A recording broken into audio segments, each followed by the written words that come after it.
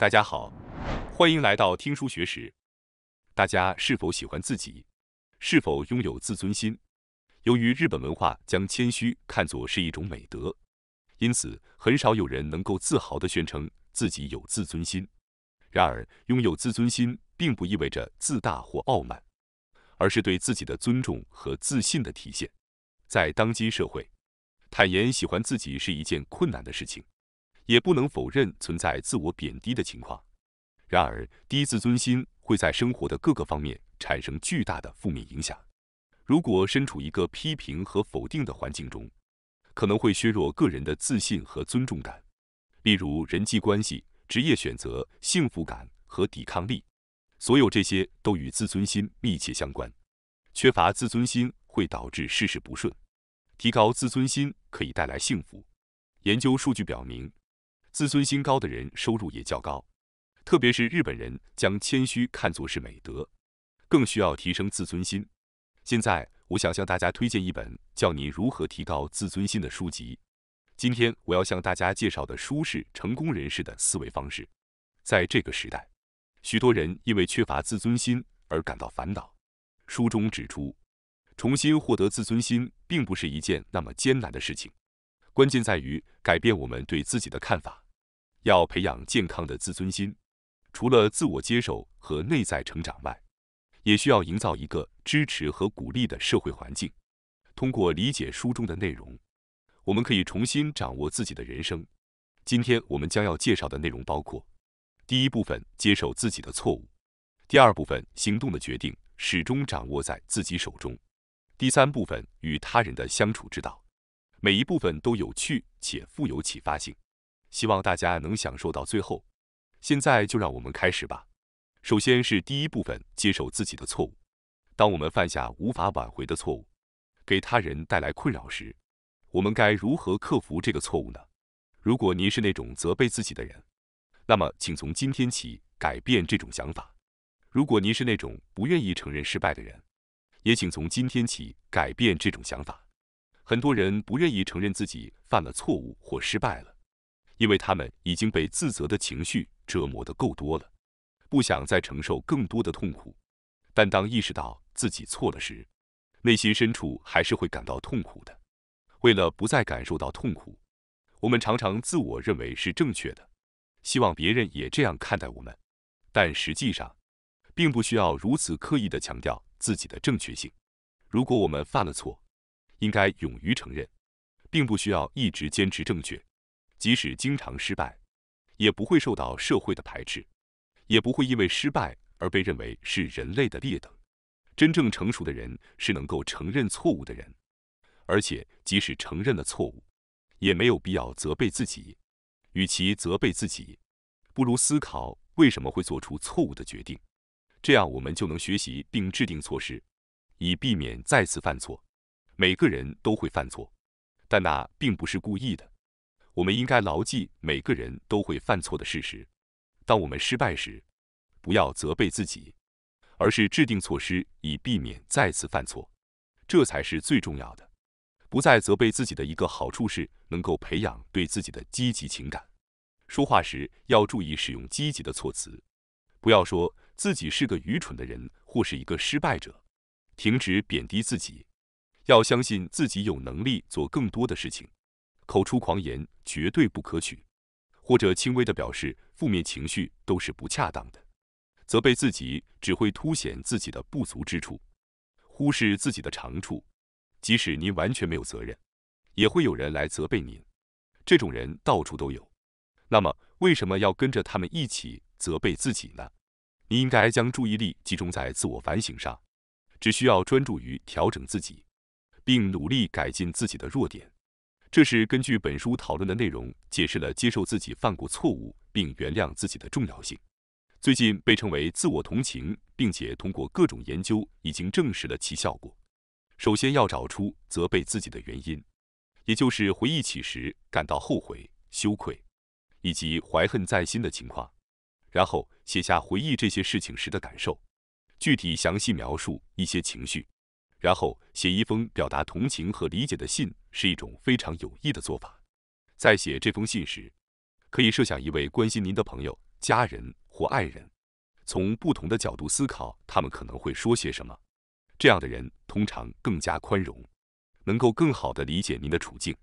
在信中表达这种同情和理解的情感，可以让您感受到被支持和关爱，从而改变您的生活。思考一些能够促使行动的文字，将同情和理解转化为实际的改变，这对于改善生活非常重要。接受自己的错误和弱点，也在许多其他书籍中得到了强调。因此，这种做法是非常值得推荐的。让我们将第一部分的内容付诸实际行动，接受并关爱自己。从今天开始，让我们重新审视自己。第二部分指出，行动的决定始终掌握在自己手中。提高自尊心的关键是接受自己。在这里，我们进一步解释这一点。我们常常注意到自己缺少的地方，然后开始对自己进行否定性的评价。我们会想，如果我不这样做，我会是一个好人；如果我做了其他的事情，我就能成功；如果我有这个才能，我就可以成为一个有价值的人。然而，这种想法实际上是否定了当前的自我，暗示着我们现在的自我是不够好的。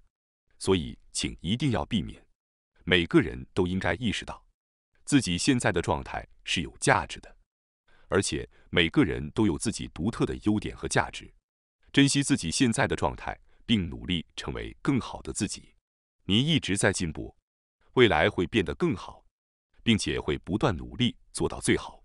在这之上，重要的是要追求自己想做的事情。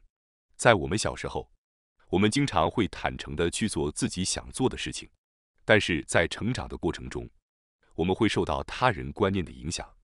这是因为我们不断听到父母和老师告诉我们要考虑别人的看法，或者是如何被他人看待。然而，当我们越来越关注他人的言论，越来越在意他们如何看待我们时，我们是否真的在追求自己的幸福呢？当我们将他人的意见置于优先考虑时，可能会失去追求自己真正想要做的事情的自由，甚至可能连自由思考的能力都会丧失。更糟糕的是，过度关注他人对自己的看法，会让自己觉得比他人更不值得尊重。当我们不得不不断迎合家人或朋友的要求时，我们的人生很容易成为牺牲品，这是绝对不能容忍的。周围的人往往巧言令色地试图限制您的行动，即使您做了自己想做的事情，却得不到别人的理解和支持时，他们也会强调您伤害了他们的感情，指责您缺乏体贴、缺乏同情心。为什么你无法理解他们的感受，从而对您进行攻击？尽管他们声称是为了你好，又或是出于对您的关心，但实际上他们试图用不能接受拒绝的措辞来操纵您的行为。对方知道，使用这些措辞可以在心理上占据优势，并对您施加惩罚。他们假装自己是受害者，把您塑造成加害者，让您感到不安，改变您的优先顺序，迫使您听从他们的意愿。他们认为，如果您感到内疚并道歉，他们就认为自己获胜了，成功地控制您。但您不应该被这样的恶意言辞所蒙蔽，这是问题的根源。试图操纵您的人心存傲慢，没有任何人有权利限制您的行动，无论是父母还是恋人，他们都不应该踩踏您的权利。您的生活是您自己的，记住，不要牺牲自己想做的事情来取悦他人，因为这是您的生活，所以做你想做的事情是最重要的。此外，常见的烦恼之一是，当有两种选择时，周围的人希望你选择其中一种，而您想选择另一种。例如，当你想要升学，而父母希望您就业时，您会遇到这样的情况。当您做出自己的选择，并且结果证明是错误的时候，您可能会受到批评，甚至责备自己。根据上面的例子，如果你选择了升学，结果4年后无法就业，成为了一名临时工，那么您可能会被父母责备说“我早就说了”，然后您就会责怪自己做出了升学的决定，而没有听父母的话。不过，请您思考一下，即使做出了错误的决定，您也不是一个错误的人，您只是一个偶尔做出不明智决定的人。因此，您不需要责备自己。我们经常在做出愚蠢的行为时，并不认为自己是愚蠢的，因为在那个时候，我们认为我们在做最正确的事情。后来才发现，其实并非如此。然而，您所做的行为并不代表您作为一个人的价值，就像做出正确选择不一定就是好人一样，犯错也不意味着你是一个坏人。我们周围总有很多人认为他们有资格给别人生活上的建议。当然，倾听他人的建议是很重要的，但无论听从谁的建议，最终你所做出的行动结果都将回归到您自己的人生。您的决定可能并不完美，但别人的决定也不一定完美。总是依赖他人的判断，不如自己犯错并从中吸取教训，这是更好的选择。您的行动由您自己决定，从意识到这一点开始，您的人生才会展开。接下来，我们将进入第3个部分，探讨与他人的相处之道。首先要牢记的是，绝对不要试图改变别人。实际上，期望他人按照您的意愿行动的可能性很小，因为每个人都有自己独特的想法、价值观和目标，与他人完全一致是不太可能的。试图改变别人的行为本身就是不合适的。通常情况下，改变自己的态度比试图改变别人更加快速、实际，而且更具持久性。在这里，我想强调的是，不要对他人寄予过高的期望，也不应该试图让他人按照自己的意愿行动。希望能牢记这一点。另外，您是否注意到，这一内容与第2部分的内容相反？第2部分告诉我们不要把决定权交给别人，而在这里，即使您处于给予建议的立场，也不应该随意对别人做出评判或操控别人的行为。每个人都有自己的人生，而那不是您的人生。你应该坚定地过好自己的生活，同时还要记住自己要承担判断的责任。生活中的每个问题的根源都在于自己，即使您把决定权交给了别人，最终还是要您自己来过好自己的生活。您把决定权交给了别人，这也是您自己的选择。因此，每个问题的责任都在于自己，而解决这些问题也是您自己的责任。请记住，不要责备自己。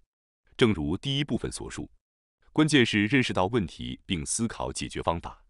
如果不断责备自己，就没有时间去思考解决方法。每个人都会失败，接受失败是无法避免的事实。关键是从失败中学习，考虑自己的解决问题的方法是至关重要的。解决自己的问题，最适合的人就是自己。您自己最了解什么对您最好，什么是您想要的。世界上有些人自认为比您更了解什么对您最好，他们会不顾您的感受推销自己的观点，即使是在侵犯您的权利时也不自知。这些人唯一关心的是把自己的观点强加给您。这些人由于利己主义而忽视了一个重要事实，即每个人都有权利按照自己的意愿生活。他人的权利是必须尊重的，无论他们选择做什么都是个人自由。那些认为自己有权利教导他人如何生活的人，显然是大错特错。自己的人生由自己决定，也要为此承担责任。您是最了解自己的人，无论发生什么失败，每个人都会失败。接受失败并寻找解决方案，就足以改善您的人生。每个人都有权利按照自己的意愿生活。今天我们讲解了第1部分，接受自己的错误。第2部分，行动的决定始终掌握在自己手中。第3部分，与他人的相处之道。如果要用一句话来总结这些内容，那就是自己的人生由自己负责，按照自己想要的方式生活，这就是成功人士的思维方式。此外，本书还包含了各种成功人士的思维方式。在成长过程中，每个人都会有令自己产生不愉快的经历。当这些经历变得太多时，有些人会责备自己是一个不完美的人，比其他人差，天生就是一个充满缺点的人。这种想法会束缚您，导致您的人生走向负面方向。首先要做的是改变对自己的看法，要肯定自己，意识到自己的人生由自己掌控。这当然并不容易，但是这是您过上自己满意的生活所必须经历的过程。看完今天的视频，真正重要的是付诸实践。这才是让您的生活改善的第一步。你会在看完这段视频后，像第一部分介绍的那样，写一封给自己的信吗？还是因为觉得麻烦，只是看看就算了呢？当然，仅仅写一封信并不能带来生活的巨大改变，但实践过的人在看完其他视频后，也会继续稳步前行，最终会发现这是一种巨大的满足。如果你无法迈出小小的一步，那么您的人生就不会有所进展。如果今天不做，就永远不会做。如果什么都没有改变，那么你花在观看视频和阅读书籍上的时间只是消遣罢了。但如果你是想通过它们改变自己的生活，那就必须用自己的力量将书中的内容付诸实践，否则是无法改变的。希望您能从今天开始，至少尝试实践一项改变生活的方法。只有通过行动，才能实现真正的改变和进步。感谢大家收看今天的节目。如果你喜欢我们分享的内容，记得点赞、订阅并开启小铃铛通知，第一时间获取我们的更新。在下次的节目中，我们将继续为大家分享更多有益的书籍。再次感谢大家的支持，我们下期再见。